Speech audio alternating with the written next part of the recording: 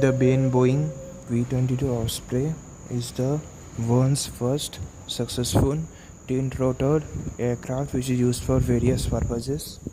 It took its first flight in March 1989 in Texas.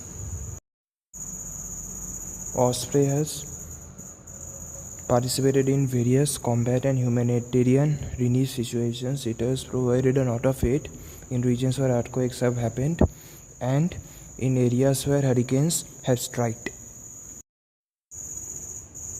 Japan and US mainly operate the V22 Osprey. US Marine Corps, US Navy.